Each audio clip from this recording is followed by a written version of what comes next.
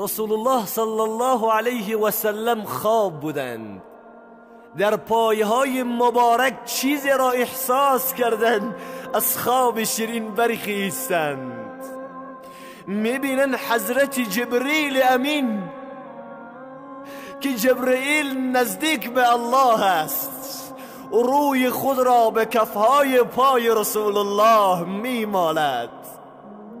رسول الله صلی الله علیه و سلم میگه یا جبریل برادرم چی کار میکنی؟ میگه یا رسول الله مدت 800 سال است که از الله تبارک و تعالی میخواهم که یا الله مرا به خویش نزدیکتر بکنین، من چی کار بکنم که بازم به شما نزدیک خواهم شد؟ ولی امروز الله تبارک و تعالی به من گفت یا جبریل آیا میخواهی بازم به من نزدیکتر بشی؟ گفتم بله یا الله، چرا نخواهم؟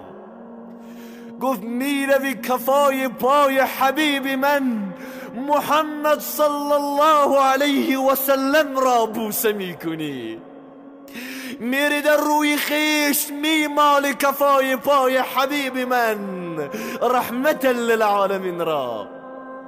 ببینین قدر و منزلت را.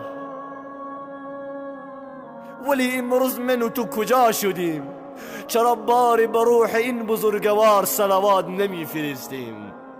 چرا باری به روح این بزرگوار صلوات نمیفرستیم؟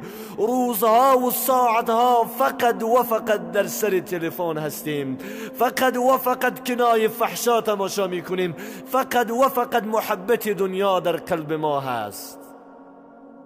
زندگی بکن، کار بکن، زندگی بکن، ولی از عبادت پروردگار محروم نشو. خدا نگفته که تو همیشه و همیشه در روی جای نماز بنشین.